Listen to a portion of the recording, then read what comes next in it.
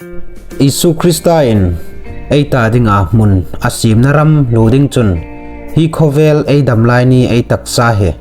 thina in ami thui angaya chu thina chun upa lalsiemthang khom alo thuin Isu Christan ei ta dinga mun asim naram chu loading in hi khovel he alo jam santa ani UPa Lalsiemthang Lungṭau achan chin thlang pui UPa Lalsiemthang Lungṭau he let pu rang tin kam Lungṭau le let kim hoi Lungṭau hai kara naw masatak ania kumsang khat jako somli pasare mars ni som thum hin timul koi khoro puya apinga athang walai hin kumsang khat jako somsare kum hin lower primary zirtir tu sin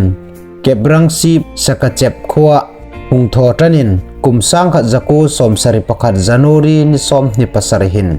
pilal kung zole reverend fronga parate kuda kouran dan thinglima kud insuin naumal somna pasal pangale numhei pathum nein PCI timul koi kourana kumtam tak kouran committee member sin hung chalpein kumsang khat jako som ko pathum hin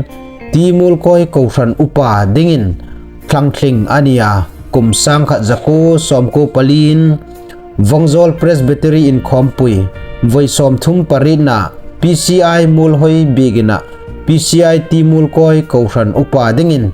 reverend ronga parate Presbytery moderator kuta nam na orden achang ani kouran rongbol na danga ma hungla sunjom pein hieng ni na poimo alo chel hai cho Vongjol Presbytery moderator somnga pasar session sang ni som pathum bill chairman le treasurer Vongjol Presbytery standing committee member le mo phurna dang hai alo chel ani kumsang ni som pathum kum hin a service a in thok hung pensionin a pension kumla la hin pension lom na le Christmas khom ala nge bok ani chun kumsang ni som paku a in thok khan voisuni chen hin timul koi khwa gaubura sin chalin kumsang ni som ni pali July thla a in thok khan taksabor som nan ahung thlak boga damdo in munpui haya en kolin a uma anat na hungjol pein gauhati panpui dinga rem road ani lai jingin anat na hungjol pein ni som thum January